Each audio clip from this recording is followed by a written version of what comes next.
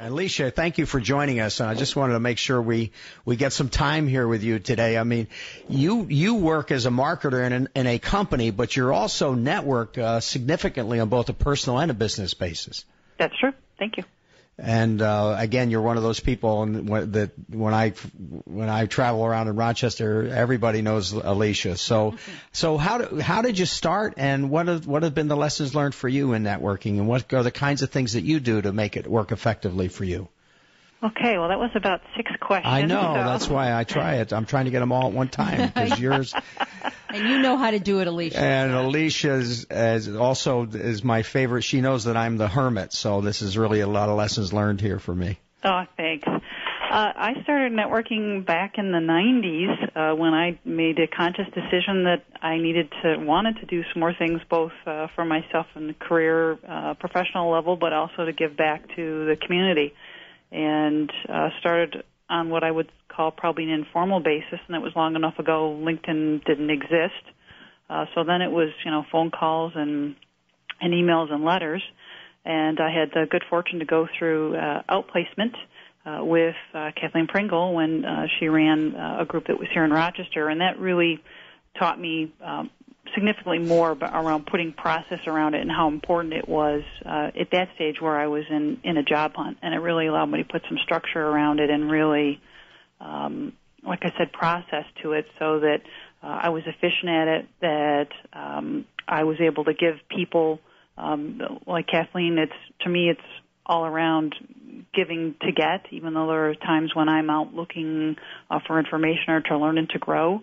I also want to be able to give back and make it a two-way exchange. Right. Isn't that what's important, Elisha, is that it's not just schmoozing, so you're trying to get something from someone else all the time, but you're offering something, or else they're going to know you're not in it for the right reasons, right?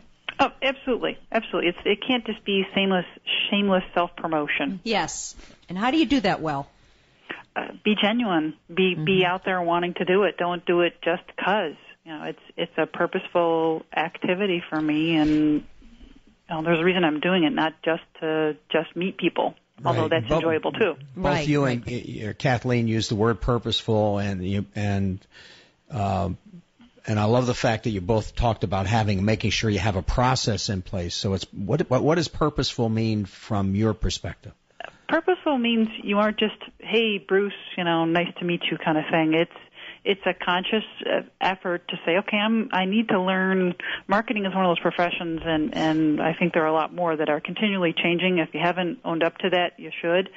So it's always being alert to as you're meeting people, either informally or at a networking kind of session, that I'm looking for learning to learn about this or that.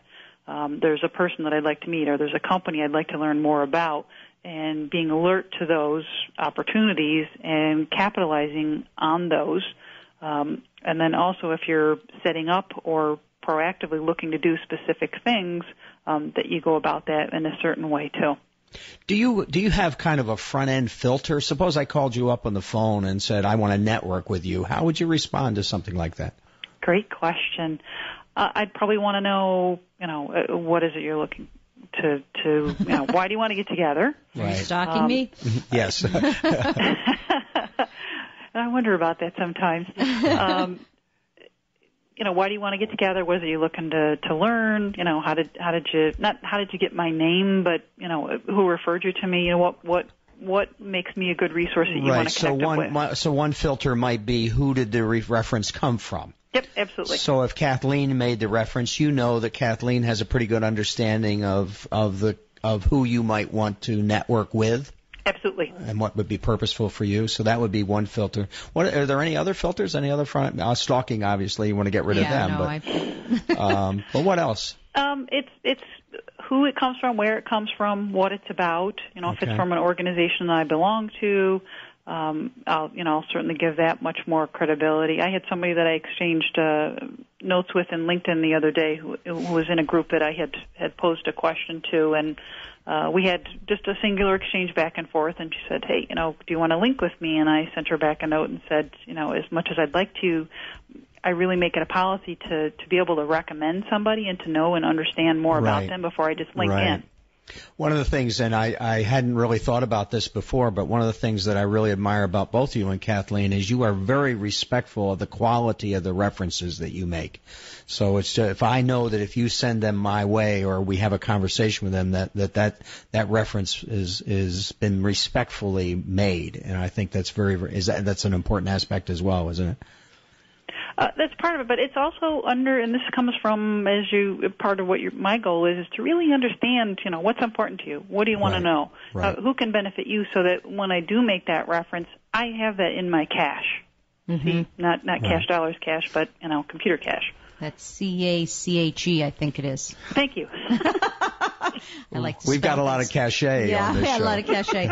So Elisha, is it, and Kathleen, I'd love to know, so is it more cost effective than advertising or public relations to go and network instead?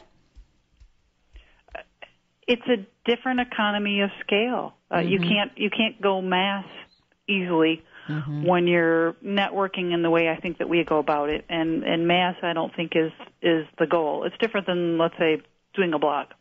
Right. Okay. I think reputation, promotion, all of those things, part of it is relationship capital. And whether, the platform that we use, when it comes to humans, it's all about the relationship capital, and it's all about the credibility. And Bruce, I appreciate your compliment to Elisha and I. We really do. We compromise our own credibility and our own reputation when we perhaps don't keep our relationship capital in mind and that of others. I love that phrase, Kathleen. It's a wonderful phrase. Yeah, capital. That's a terrific phrase. Well, there's nothing like the face. I like to put it on my balance sheet if I could. Yeah. Put it in your cash. Yeah. Okay. So you have to weigh that out. Now, your card, giving out your business card, is that still important? Yes. It is. You still do that, even though everybody puts it digitally somewhere. I think it is, but I think here's the key, is that, and I know Elisha, you would say the same, that whenever I'm in a situation or a meeting, and I will have someone ask me for my card, or what I'll do is I say, may I give you a business card? Right. Never put a business card in front of somebody, with the assumption that they want it. I've had the opportunity where I've asked people if they would like my card, and they say, could you do me a favor? Could you send that to me as a V card? Right. And so then I have to have, a pen in the right place always. When I'm in a situation like that, I always have pen and paper, and in fact, I have a wonderful little notepad that Elisha gave me as a gift, and that's what I use.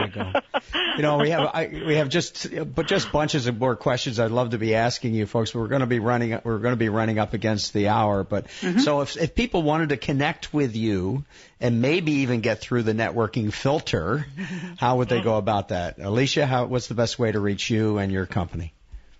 Probably through LinkedIn. Okay. Elisha Kasinskas. Yes. Diana's going to spell that for me. Kasinskas. Yep. First name Elisha. Fantastic. Right. And Kathleen, so for you? Kathleen Pringle on LinkedIn or KathleenPringle.com will direct you right to my company website.